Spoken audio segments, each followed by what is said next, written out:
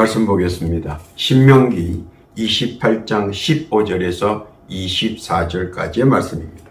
천천히 주의 말씀을 봉독합니다. 내가 만일 내 하나님 여호와의 말씀을 순종하지 아니하여 내가 오늘날 내게 명하는 그 모든 명령과 규례를 지켜 행하지 아니하면 이 모든 저주가 내게 임하고 내게 미칠 것이니 내가 성읍에서도 저주를 받으며 들에서도 저주를 받을 것이요 또 내 광주리와 떡반죽 그릇이 저주를 받을 것이요 내 몸의 소생과 내 토지의 소산과 내 우양의 새끼가 저주를 받을 것이며 너가 들어와도 저주를 받고 나가들 저주를 받으리라.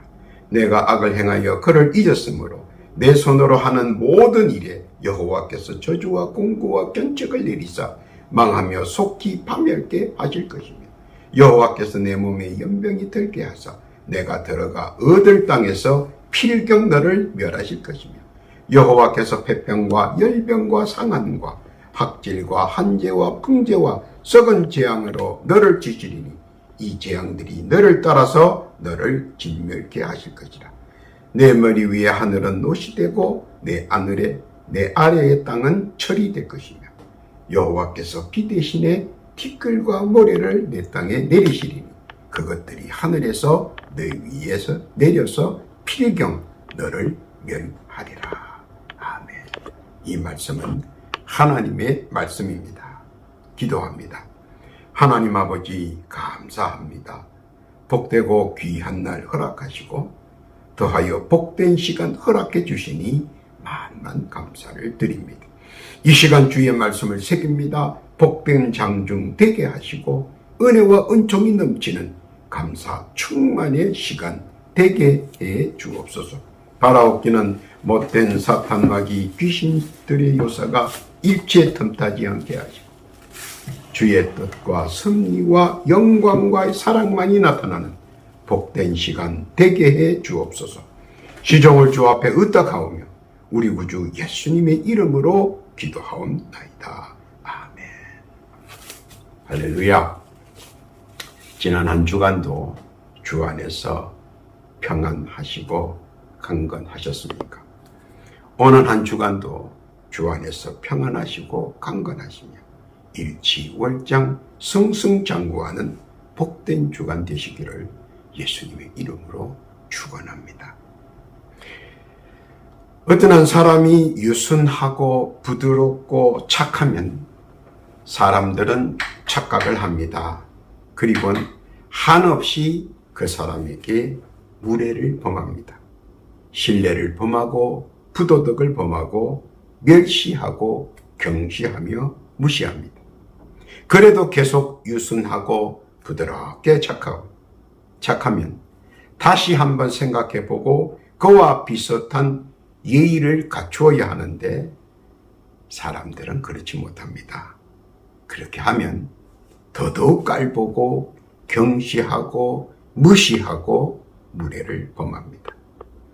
그래서 사람들은 오는 말이 고와야 가는 말이 곱다는 비약적 논리로 세상에 대응합니다. 사실은 가는 말이 고와야 오는 말이 곱다는 진정성을 역발상으로 세상 논리를 전개합니다.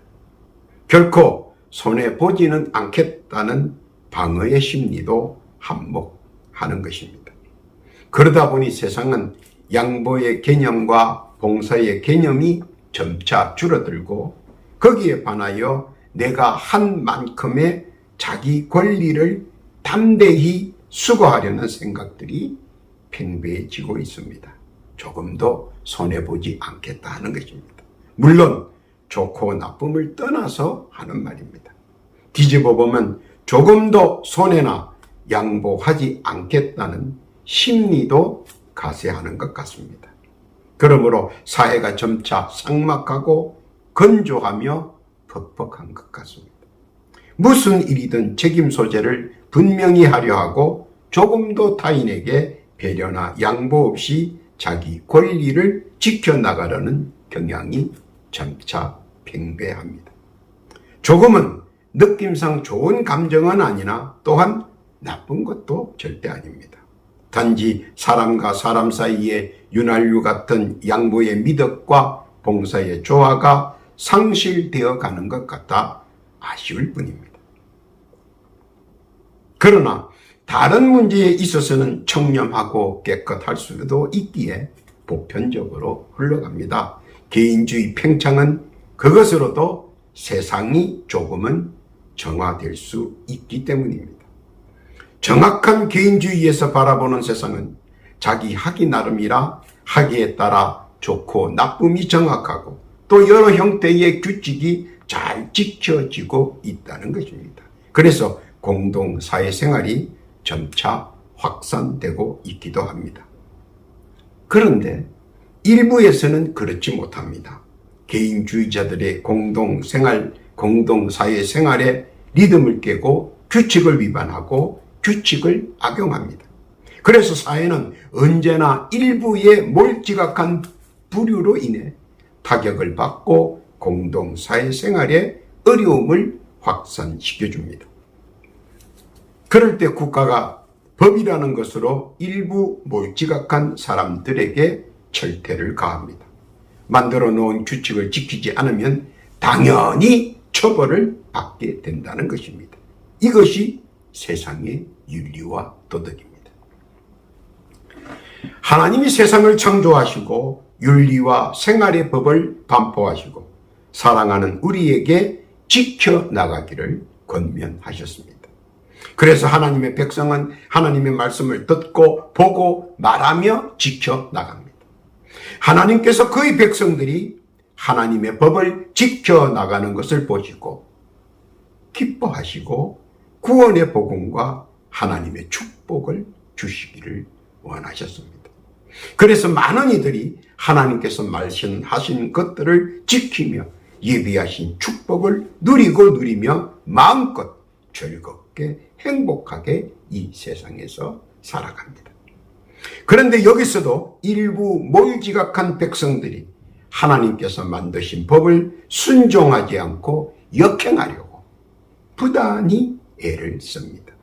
경고를 하고 신호를 보내고 알려주어도 결코 이를 수용하지 않고 무시하고 외면하고 경시하며 조롱합니다. 그러자 하나님께서는 도를 넘는 그들의 불법의 용단을 내리십니다. 그들에게 저주와 재앙을 내리시기로 말입니다. 창세기 6장 11절 이하에 보면 때에 온 땅이 하나님 앞에 폐괴하여 강포가 땅에 충만한지라. 하나님이 보신 적 땅이 폐괴하였으니 이는 땅에서 모든 혈육 있는 자의 행위가 폐괴함이었더라.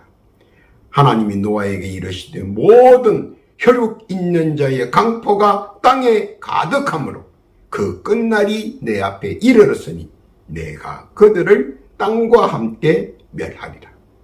하나님 보시기에 세상에 돌아가는 상황이 필연적이고 괴상한 논리 속에 빠져 살기 어린 극단적 행위가 있다면 당연히 하나님께서는 저주의 재앙이 내려질 것이 당연한 사실인 것입니다. 바로 그것이 성경적이고 하나님의 뜻입니다. 그토록 복 주시기 위하여 자비의 문을 크게 열었지만 외면하는 이상 더 어떻게 할 수는 없는 것입니다. 생육하고 번성하고 충만하라. 축복의 근원이며 약속입니다. 어떤 충만입니까? 말씀으로 충만하고 믿음으로 충만하고 예배로 충만합니다. 하나님께서는 그 이상 원하시는 것이 없습니다. 그런데 이를 무시하고 반대로 나간다면 우리 한번 상식선에서 생각해 보시기 바랍니다. 회초리를 들겠나 안 들겠나 말입니다. 그래서 회초리와 몽둥이 그리고 채찍질로 정신을 차리게 하고 다시 가르치려고 하는 것입니다. 그리고 그것을 통칭적으로 저주와 재앙이라는 회초리를 사용하시는 것입니다. 깨달은 마음으로 저주와 재앙에 대하여 재조명해 보려고 합니다. 제1장입니다. 저주란 무엇인가 하는 겁니다.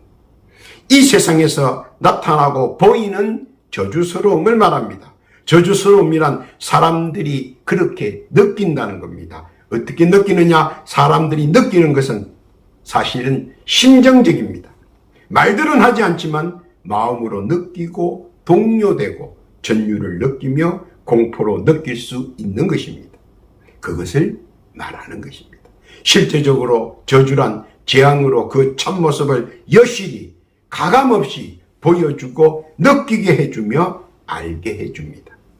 어떤 사람은 일생에 수없이 많은 재앙에 빠져 엄청난 고통과 고난 속에서 헤매이다 소가리 속에서 화병으로 일생을 마치는 수도 있습니다.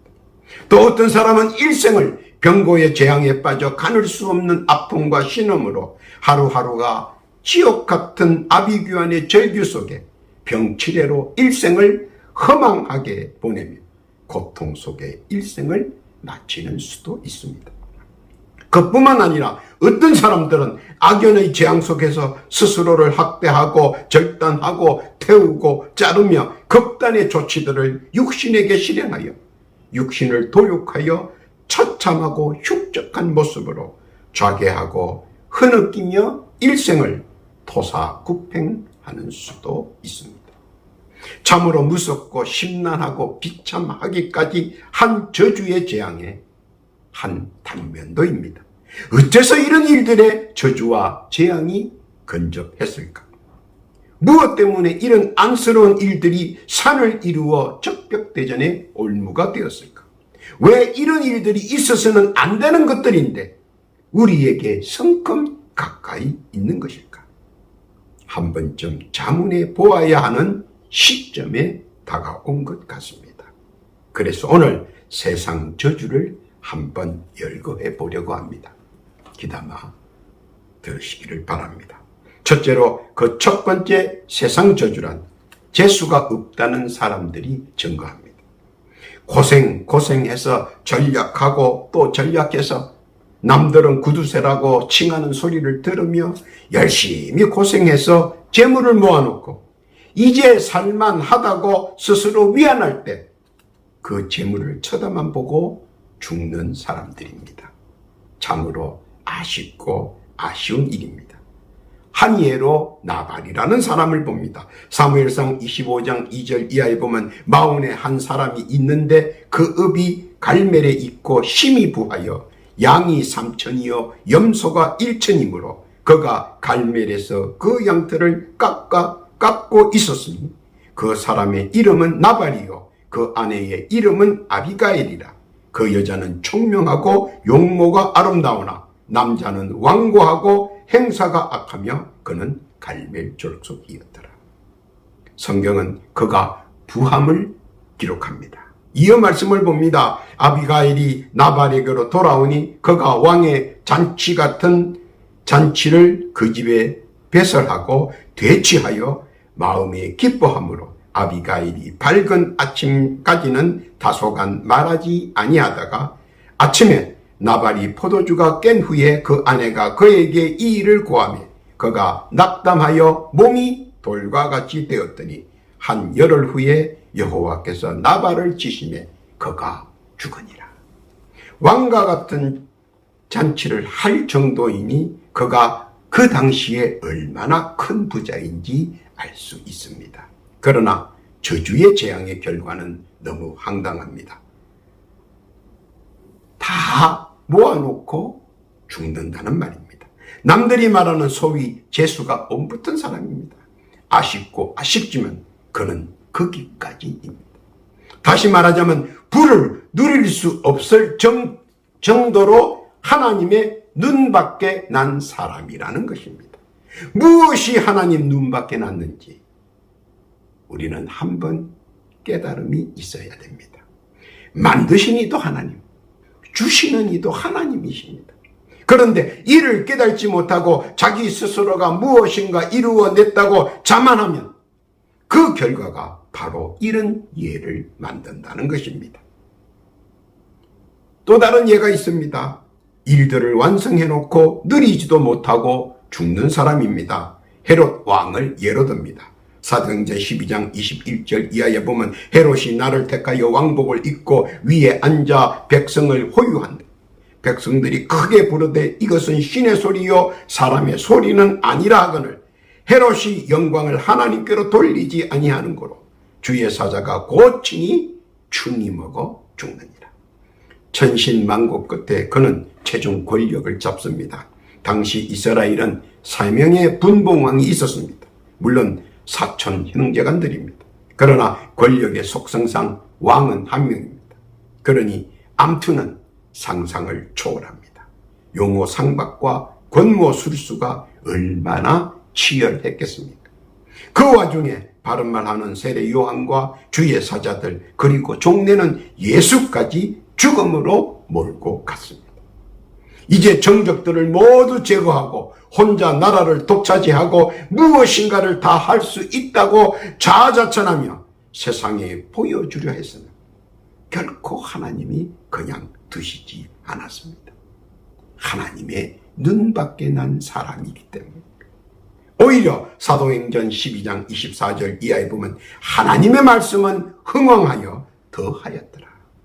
오히려 그렇게 거부하고 외변했던 복음은 더 왕성해졌고 헤롯은 아침 이슬과 같이 사라졌다는 사실, 무엇을 뜻하는가를 깨닫기를 바랍니다. 바라기는 하나님으로부터의 저주의 대상이 되지 마시기 바랍니다. 하나님으로부터 저주의 대상이 된다면 그 걸교는 너무나 허무하고 황당하기 때문입니다. 깨닫기를 바랍니다. 그 두 번째 세상 저주란 일진이 나쁘다는 사람들의 증거입니다. 처음은 잘 나가다가 그래서 좋았는데 막판의 일들이 무참히 깨지는 지옥 같은 치욕을 맛봅니다. 처음에는 잘 나갔는데 그래서 끝까지 잘 될 줄 알고 우쭐했는데 갑자기 모든 것이 돌변해 버립니다. 아차하고 다시 재정비하려고 안간힘을 쓰지만 한번 내리막길을 탄 수레는 절대로 중단하지 않고 전속력으로 하락해 버립니다. 어떻게 손쓸 시간도 없이 말입니다. 다 된 밥에 재 뿌리는 현상이 되어버렸습니다. 용두삼이 꼴이 되어버렸습니다. 전혀 생각지 못한 복병이 불쑥 나타나 지금까지 일궈 놓은 모든 것을 송두리째 앗아가고 무너뜨려버립니다. 악소리도 내지 못하고 그대로 고스란히 당해버립니다. 참으로 환장하고 발작 뛰고 미칠 지경입니다. 골리앗은 당대의 최고의 용사입니다. 누구라도 그의 앞에 서면 고양이 앞에 쥐꼴입니다. 그래서 당대의 최고의 용사여 한 번도 격투에서 져본 적이 없는 최고의 격투사입니다. 덩치도 한몫했고 창술도 한몫했습니다. 그리고 그의 검술은 그 앞에 서는 사람은 숨도 제대로 쉬지 못할 만큼 해오리 칼바람 소리를 내는 그 소리를 들으면 오금이 저려 꼼짝을 못할 정도였습니다. 그 누구도 골리앗을 이길 수 없을 것이라고 생각했던 블레셋 사람들, 그리고 더하여 똑같이 생각했던 이스라엘 사람들. 그러나 다윗이라는 12세 소년에게 농락을 당했습니다. 하루아침에 하루 강아지가 굶주린 호랑이를 물리치는 결과를 나타냈습니다. 당연히 이길 줄 알았지만 청천벽력 같은 패배의 쓴맛을 보여줍니다. 그러자 그들은 깨닫습니다.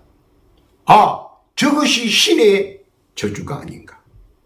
반대로 이스라엘 사람은 깨닫습니다. 바로 그것이 하나님의 도우심이라고 말입니다.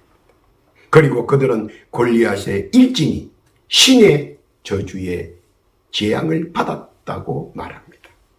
사무엘상 17장 51절 이하에 보면 다윗이 달려가서 블레셋 사람을 밟고 그의 칼을 그 집에서 빼어내어 그 칼로 그를 죽이고 그 머리를 베니 블레셋 사람들이 자기 용사의 죽음을 보고 도망하는지라.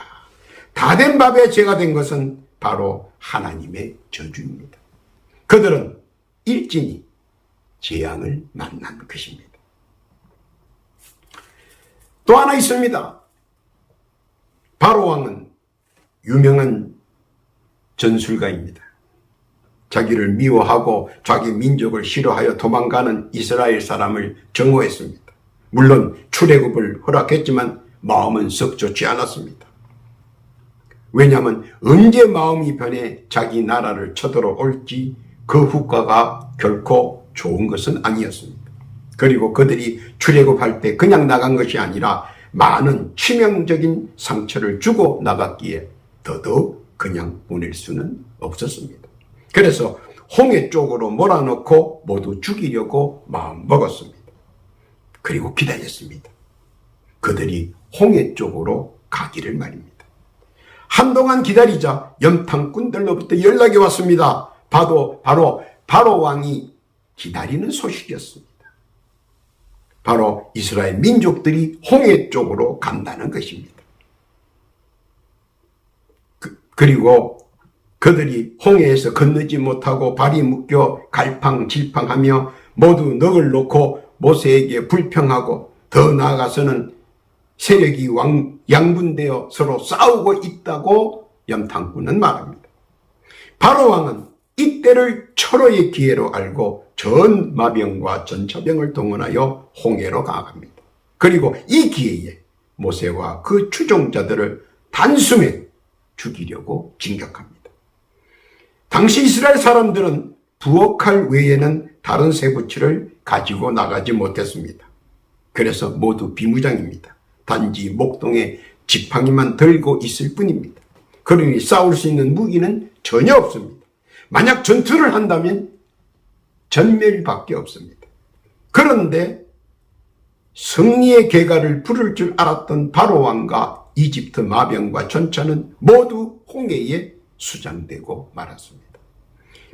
비무장 민간인에게 당시 이집트의 최고의 마병과 전차가 결코 질 수 없는 백성의 전투 요건이었지만 결과는 최고의 무력이 최저의 목동들에게 몰락당하는 일진이 최고로 나빴던 것입니다. 출애굽기 14장 22절에 보면 이렇게 기록합니다. 이스라엘 자손이 바다 가운데 육지로 행하고 물은 그들의 좌우에 벽이 되니 애굽 사람들과 바로의 말들 병거들과 그 마병들이 다 그 뒤를 쫓아 바다 가운데로 들어오는지라. 새벽에 여호와께서 구름 기둥 가운데서 애굽 군대를 보시고 그 군대를 어지럽게 하시니 그 병거 바퀴를 벗겨서 달리기에 극난하게 하시니 애굽 사람들이 가로되 이스라엘 앞에서 우리가 도망하자. 여호와가 그들을 위하여 싸워 애굽 사람들을 치는도다. 왜 이런 일을 빌어줬을까요? 하나님의 저주와 재앙은 결코 그 누구도 피해갈 수 없기 때문입니다. 하나님의 저주를 가볍게 보지 마십시오. 깨닫고 재앙의 올무가 되지 마시기를 바랍니다. 오늘 하나님께서는 우리가 깨닫고 재앙의 올무가 되지 않기를 바라는 것입니다. 세 번째 세상 저주는 해도 안 된다고 말하는 사람들이 증거입니다.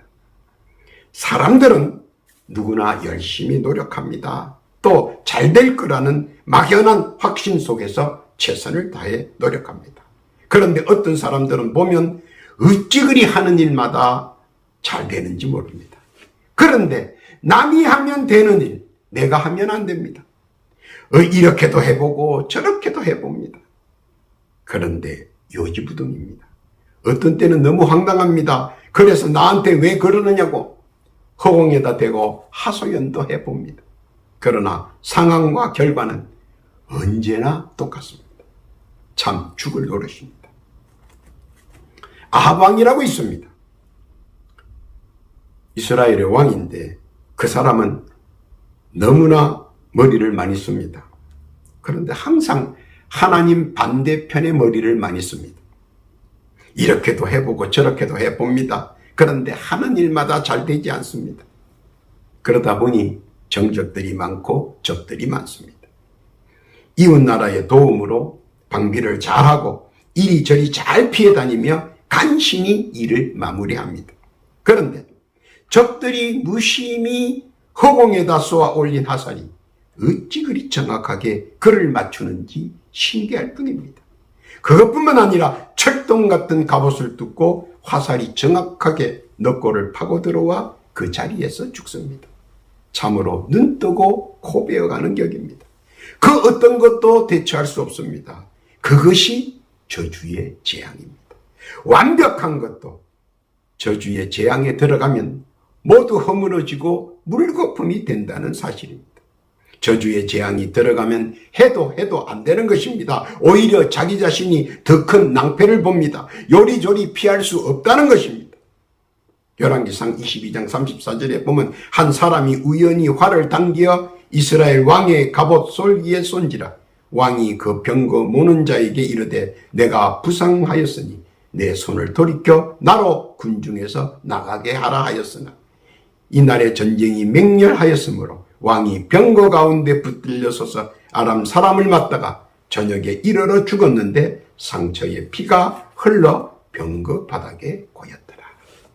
군무 술수가 뛰어나고 꼼수가 하늘을 덮어도 결국 재앙의 범주나 사지를 벗어나지 못하는 것입니다. 하나님 저주 속에 들어가면 그 어떤 방비를 하더라도 다 물거품이며 재앙의 늪에서 도태된다는 사실입니다.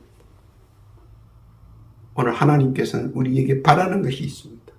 부디 하나님의 저주의 시선과 재앙을 두려워해야 한다는 것입니다. 무슨 말인지 깨닫기를 바랍니다.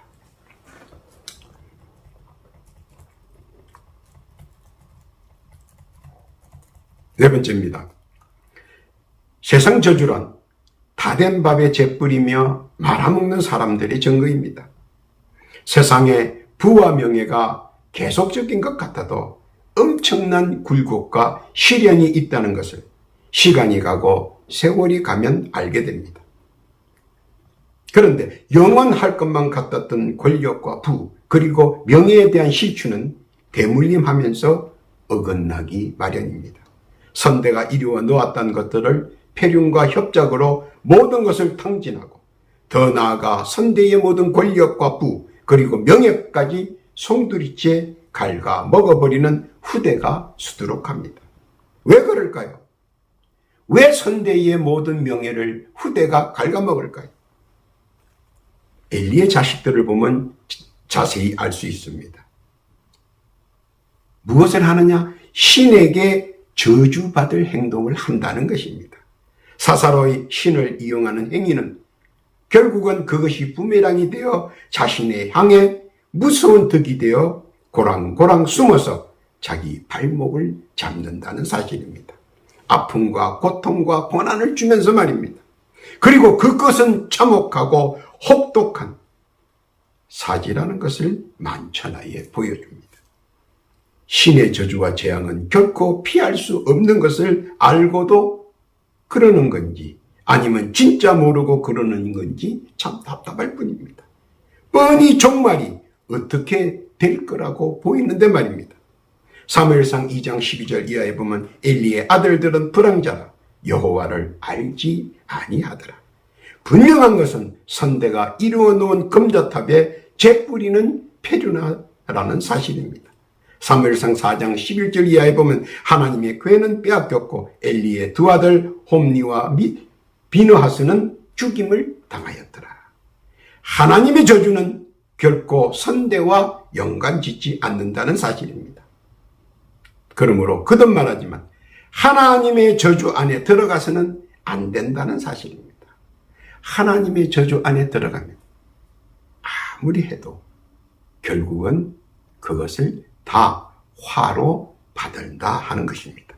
그뿐만 아니라 후대들로 인해 선대의 명성에 금이 가게 만드는 그런 탕자들이 너무 많다 하는 것입니다.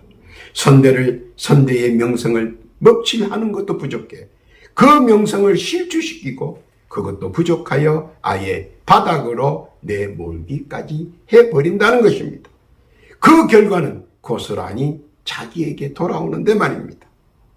사무엘상 8장 3절 이하에 보면 그 아들들이 그 아비의 행위에 따르지 아니하고 이를 따라서 뇌물을 취하고 판결을 굽게 하느니라.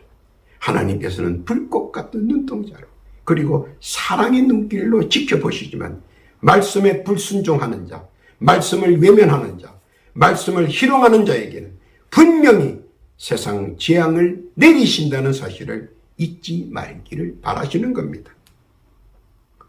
늘상 세상은 그것을 잊어버리고 다시 되돌아서 하나님의 저주와 재앙을 받는다는 것입니다. 결론입니다. 그들이 안 되는 이유는 무엇입니까? 왜 그들이 안 됩니까? 왜 그들이 신의 저주를 받습니까? 왜 하나님의 저주를 받아야 하는가 하는 겁니다. 단 한 가지, 창조의 법칙을 무시하고 구원의 복음을 외면하여 또 경시하고 조롱했기 때문입니다.